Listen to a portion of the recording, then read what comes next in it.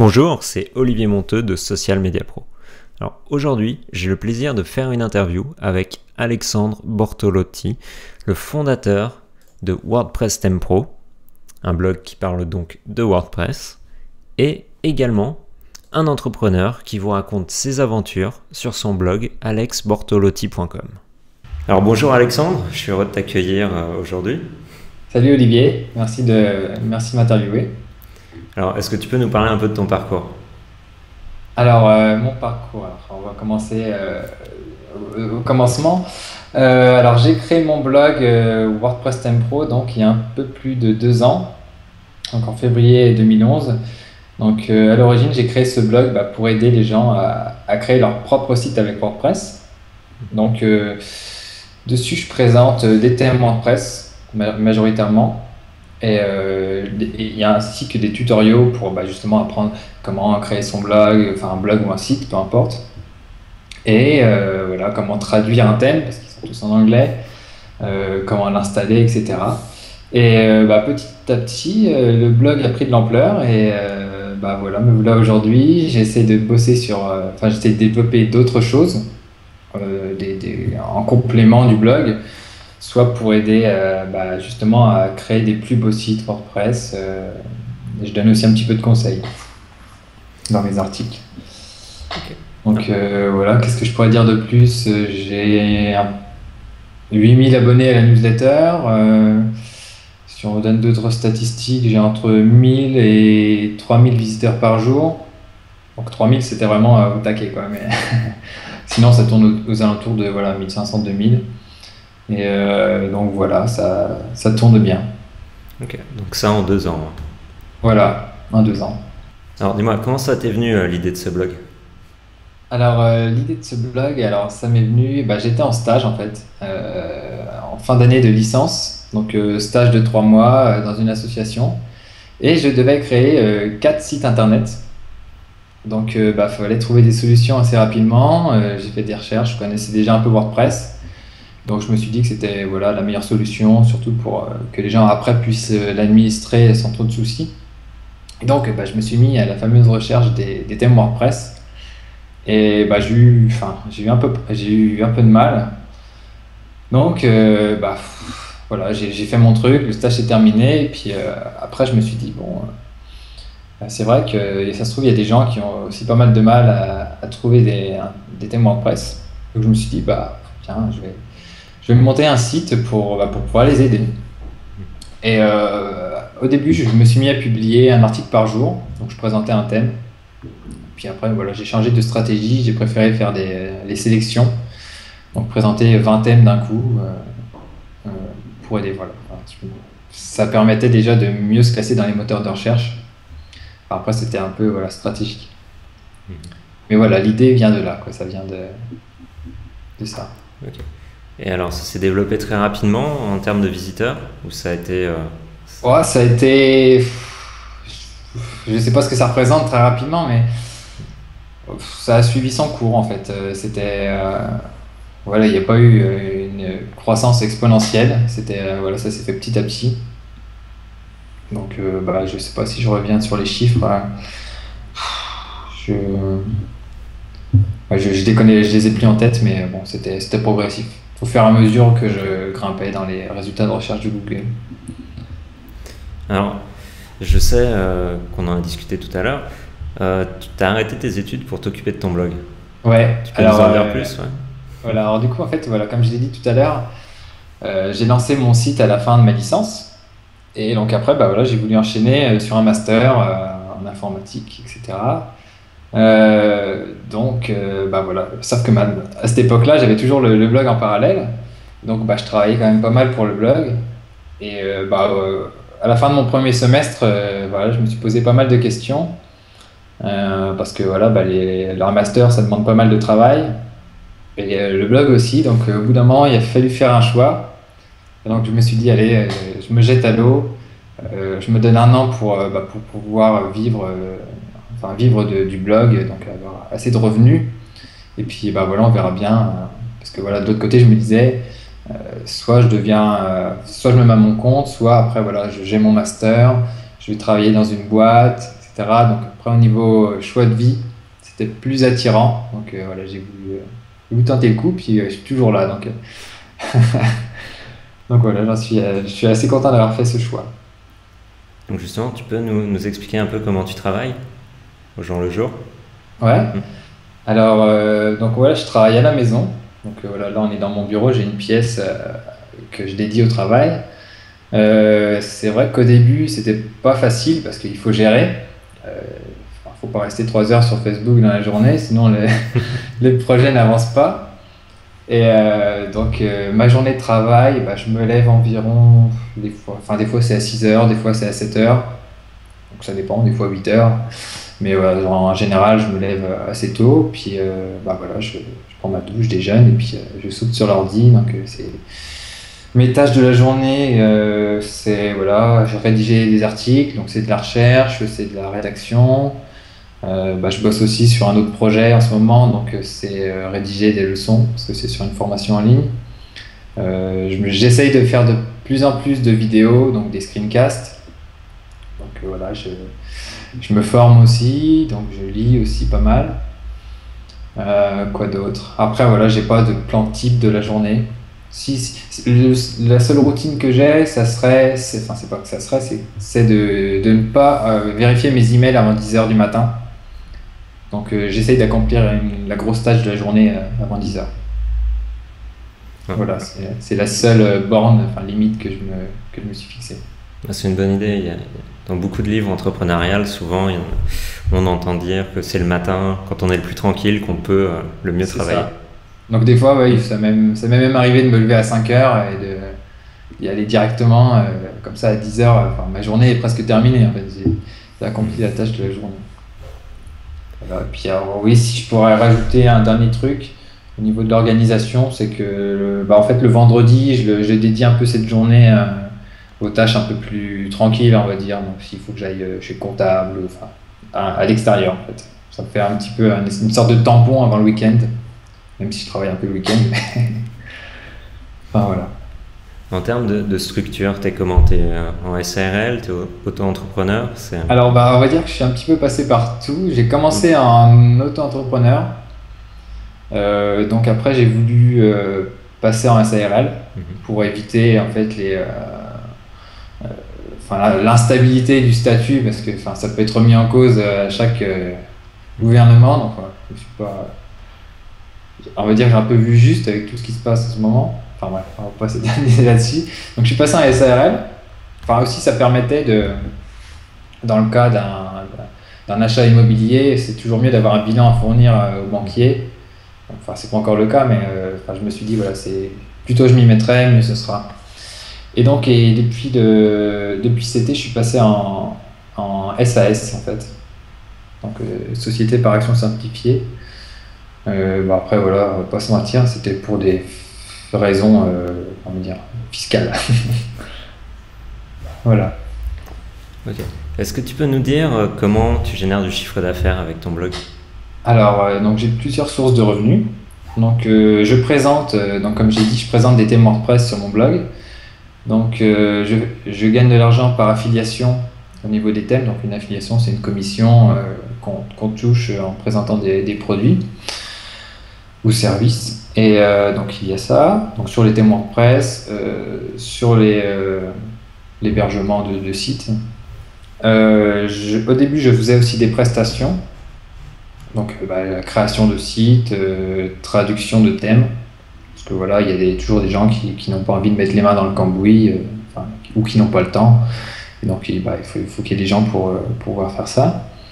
Donc là, j'ai mis le côté prestation un petit peu en suspens parce que je bosse sur une formation en ligne donc, qui s'appelle Relooker son thème. Donc, dont le but est de former les gens justement à bidouiller leur thème WordPress, donc apprendre le HTML, le CSS, pour pouvoir organiser, modifier un thème. Parce que, on ne peut pas tout faire directement à partir de l'administration. Donc si on veut mettre des titres en bleu ou grossir la police, etc., on peut apprendre pas à pas les bases de la programmation. Et donc ça, c'est voilà, c'est bah, justement c'est le troisième source de revenus que j'ai. Alors, justement, cette formation, on peut en parler. Je Mhm. sais que tu as voulu appliquer le Lean Startup Ouais, dans ta démarche. Donc parle-nous un peu de ça. ouais. Bah, en fait, voilà, je me suis dit que il y a pas mal de gens qui font des formations, bon, avec plus ou moins de succès, et moi j'ai voulu faire, comment dire, j'ai voulu, enfin, je lis pas mal de choses sur le Lean Startup, et je me suis dit, bah, en fait, une formation, en quelque sorte, c'est aussi un produit, c'est un produit d'information, donc pourquoi ne pas faire pareil, voilà, comme si je proposais une application web ou un site, euh, les gens testent, améliorent, etc. Donc, je me suis dit, voilà, je vais procéder comme ça.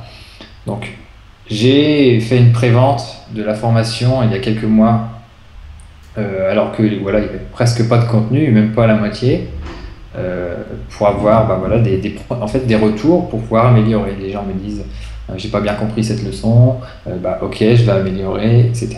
Je suis bloqué dans tel exercice. Voilà, comme ça me permet d'affiner les choses. Donc, et j'ai fait un autre lancement. Donc, on va dire que le premier lancement, c'était un lancement en alpha. Puis là, j'ai fait un lancement bêta début septembre. Donc, oui, début septembre 2013. Et donc, voilà, j'ai accueilli 50 nouvelles personnes pour pouvoir tester le contenu de la formation. Donc là, c'est quasiment terminé. Il me reste des études de cas à terminer. Voilà, je suis en train de, j'ai planifié des interviews avec des professionnels aussi pour pouvoir avoir des retours sur, bah voilà, parce que apprendre le code, c'est bien, mais encore faut-il faire quelque chose qui soit beau graphiquement. Donc voilà, j'essaye d'interviewer des professionnels, donc ça va venir plus tard. Voilà. Donc, Si je peux, voilà, pour ajouter, c'est au niveau des polices, au niveau des couleurs, pas mélanger n'importe quelle couleur. Au niveau de l'agencement, pas serrer trop le contenu, etc. Donc voilà, je vais essayer de faire intervenir de plusieurs personnes dans tous ces domaines-là, c'est pareil. donc toi, être un entrepreneur, c'est quoi? C'est quelqu'un en fait, qui crée des choses qui apportent aux autres en premier lieu, donc qui apporte des solutions, et puis voilà, qui en tire profit, mais pas spécialement de profit au niveau argent, mais au niveau, enfin, il y a de l'argent, c'est sûr, mais au niveau, comment dire, personnel, en fait, moi, enfin, je reçois des tas de messages de gens qui me disent, ouais, super, voilà, ça a une certaine forme d'épanouissement, en fait. Pour moi, c'est ça. Et en fait, plus on reçoit de messages de remerciements, plus on gagnera d'argent. Donc l'un ne va pas sans l'autre. Et C'est après, vrai que voilà, faut pas faire que pour l'argent, parce que sinon, le voilà, meilleur moyen de réussir, de toute façon, dans l'entrepreneuriat d'une manière générale, on va dire ça comme ça, c'est Mhm. de trouver les problèmes qu'ont les gens et de résoudre un de Ouais, ces problèmes. ouais. Enfin, faut que ce soit comment dire, l'intersection entre ce que les gens veulent et ce Hmm. qu'on est capable de faire, en fait. Et ce qu'on veut aussi faire, parce que Ouais. si on est capable d'une chose, qu'on ne veut pas le faire. Donc voilà, c'est assez subtil, mais voilà. Alors, je sais que tu as un autre blog Mhm. dans lequel tu parles d'entrepreneuriat, justement. Ouais. Comment ça t'est venu l'idée d'ouvrir ce deuxième blog? En fait, ouais, j'ai ouvert un deuxième blog, mais il y a pas longtemps, en fait, je l'ai fusionné avec mon blog perso parce que bah, gérer deux blogs séparés, c'est pas forcément facile. Puis voilà, on travaille sur plein de projets. Au début, on est excité quand on se dit tiens, on va faire ça, puis je vais pouvoir faire ça. Puis avec le temps, des fois, on se dit bon, je me suis peut-être un petit peu enflammé. Du coup, en fait, je l'ai fusionné avec mon blog personnel et bah voilà, ça fait toujours des articles qui sont là, qui apportent un certain soutien, qui apportent aussi des réponses. Par exemple, j'ai fait un article sur les idées d'entreprise. Parce que même moi, avant, je me disais, ouais, quand j'étais au début de mes études, ouais, il faut avoir une super idée, là, c'est Facebook, c'est machin. En fait, non. Enfin, moi, par exemple, voilà, j'aide les gens à créer leur propre site. C'est pas, il y a des dizaines de personnes qui ont eu cette idée et il y a de la place pour tout le monde. Donc, j'essaye d'expliquer ça, qu'il faut pas forcément une idée géniale. Donc, voilà. De quoi j'ai parlé d'autre? J'aime bien un peu la psychologie, donc je parle un petit peu de ça aussi. Qu'est-ce qui nous empêche d'accomplir des choses? Alors, on peut se rendre compte que ça peut être des croyances, on croit à certaines choses, mais c'est pas forcément vrai. Donc en fait, ça nous oriente sur un certain chemin, mais en fonction de nos croyances, voilà, on peut prendre le mauvais chemin. Donc voilà, j'essaye de parler un peu de tout ça, je parle un petit peu de productivité aussi. Euh, la gestion des emails, ça c'est quelque chose que tu dois bien connaître. Donc comment essayer d'atteindre le fameux inbox zéro, la boîte vide. Donc voilà, je partage ma méthode, puis voilà, je publie un article de temps en temps. C'est pas vraiment, enfin voilà, je publie de temps en temps, c'est pas quelque chose sur lequel je me concentre. Voilà. Selon toi, ce serait quoi la qualité absolument nécessaire pour entreprendre? Je dirais la curiosité, enfin, de s'intéresser aux problèmes des autres. Parce que voilà, tu vois, beaucoup de gens se moquent des autres. Voilà. Enfin, c'est ce que je peux ce que j'ai pu m'apercevoir. Donc ouais, la curiosité, s'intéresser aux gens, quels problèmes ils ont, pourquoi ça va pas, comment on peut faire pour que ça s'arrange, qu'est-ce qu'on peut leur proposer. Voilà, enfin, je raisonne comme ça souvent. D'ailleurs, ma copine, elle m'appelle Monsieur Solution, hein. C'est même, ça le fait un peu des fois, mais bon. J'essaie toujours de trouver des solutions à des problèmes. C'est un peu. T'as d'autres projets dans tes cartons dont tu voudrais nous parler? Ouais, alors en fait, je suis en train de bosser donc en parallèle de la finalisation de la formation. Je bosse sur un site qui va s'appeler donc WP de France. Donc le but, ça va être de mettre en avant des sites français créés avec WordPress. Donc ça sera une sorte de galerie. Donc voilà, je suis en train de bosser là-dessus. Voilà, je fais plein de screenshots en ce moment.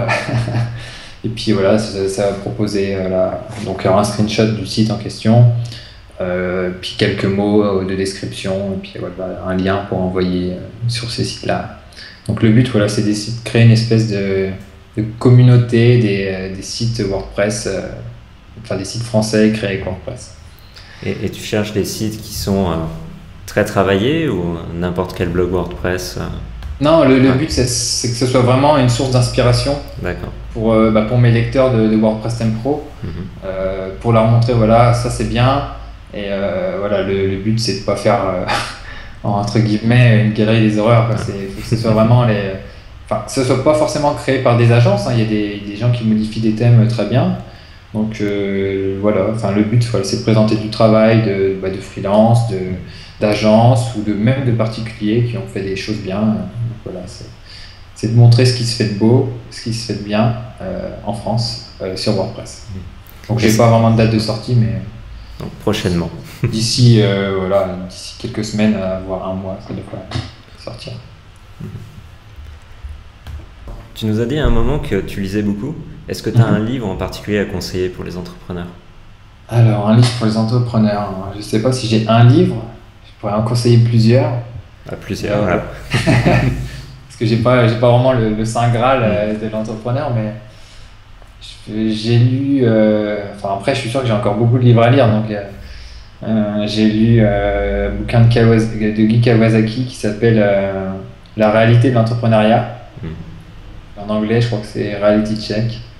J'ai lu aussi des bouquins de Seth Godin, le Deep justement, qui parle, enfin voilà, dans tous les projets, au début il y a une phase d'excitation, de motivation. Après on fait une espèce de traversée du désert pour après décoller. Voilà. Donc ça explique bien ça. Et encore un autre livre. Alors je sais pas si c'est un bouquin, si c'est un peu pour entrepreneurs, mais c'est plus du développement personnel. Ça s'appelle le Flinch. Donc c'est Julien Smith qui a écrit ça. En plus c'est gratuit sur Amazon, on peut le télécharger gratuitement sur Kindle.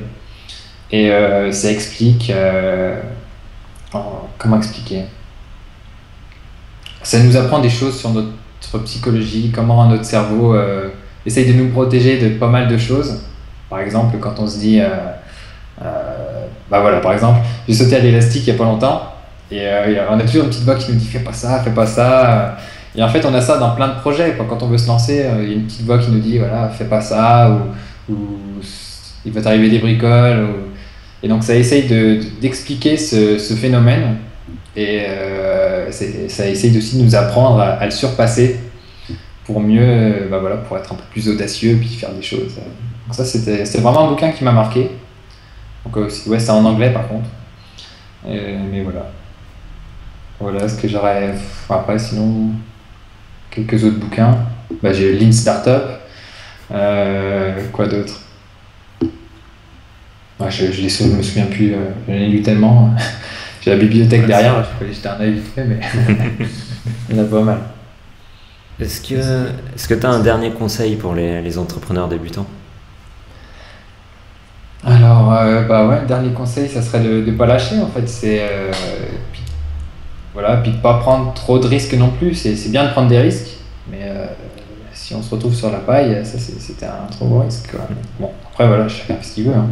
Mais voilà, le but, ce que je conseillerais, c'est de persévérer en prenant des risques mesurés et voilà, de ne pas lâcher, hein. De toute façon, ceux qui restent sont ceux qui s'accrochent, hein. C'est pourtant c'est simple. Enfin, tu dois le voir aussi, il y a pas mal de blogueurs, entrepreneurs qui veulent créer des choses. Ils créent un site et 3 mois après, on ne sait plus où ils sont. Donc il faut juste persévérer. Moi aussi, j'ai eu envie d'abandonner mon site parce que bah, c'était pas génial au début, mais voilà, j'ai tenu le coup et puis voilà. Faut rien lâcher. Alex, merci pour tous ces conseils. Bah, pas de souci, et puis bah, à bientôt sur voilà, WordPress Tempro, mon blog perso. Voilà, donc l'adresse c'est alexbortolotti.com. Donc, mais comme mon nom c'est un peu compliqué, vous tapez alexandreb.net dans votre navigateur et vous serez redirigé. Ah, merci pour tout. Bye bye. Pas de souci, salut!